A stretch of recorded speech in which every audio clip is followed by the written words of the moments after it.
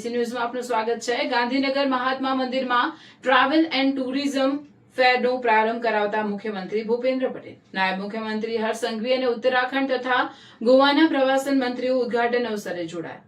6 થી 8 ઓગસ્ટ દરમિયાન યોજાનારા TTFમાં 900 થી વધુ એક્ઝિબિટર્સ અને દેશના વિવિધ રાજ્યોના પ્રવાસન વિભાગો સહભાગી।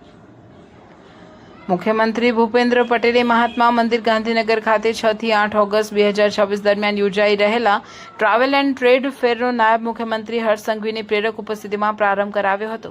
ગુજરાતમાં 2 દાયકાથી યોજાતો આ ફેર રાજ્યની ટુરિઝમ ઇકોસિસ્ટમને વેગ આપવામાં B2B ટ્રાવેલ ટ્રેડ એક્ઝિબિશનથી મહત્વનું યોગદાન આપે છે। એટલું જ નહીં, પ્રવાસન સ્થળોને પ્રોત્સાહન, વ્યાવસાયિક સહભાગિતાને વેગ તેમજ ટુરિઝમ સેક્ટરના સ્ટેક હોલ્ડર્સને એકબીજા સાથે જોડવાનું પણ માધ્યમ બન્યું છે। રાજ્ય સરકારે 2026ના વર્ષને પ્રવાસન વર્ષ તરીકે ઉજવવાની જાહેરાત કરી છે। તે સંદર્ભમાં રાજ્યના પ્રવાસન સ્થળોની પ્રવાસન વિકાસની તકોને વિશ્વ સમક્ષ વધુ પ્રભાવક રીતે પ્રસ્તુત કરવામાં પણ આ ફેર પ્રેરક બનશે। ટ્રાવેલ એન્ડ ટ્રેડ ફેર 2026ના એડમિશનમાં 900થી વધુ એક્ઝિબિટર્સ તેમજ જુદા જુદા રાજ્યોના પ્રવાસન વિભાગો ભાગ લઈ રહ્યા છે।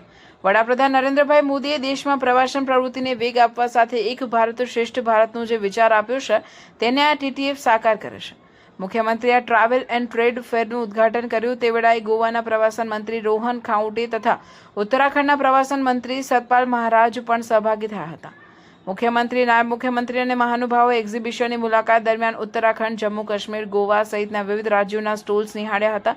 તેમણે સ્ટોલ ધારકો સાથે વાતચીત કરીને સંબંધિત રાજ્યોની પ્રવાસન પ્રોત્સાહન યોજનાઓ સહિતની વિગતો પણ જાણી હતી। રિપોર્ટર પ્રવીણભાઈ પંચાલ।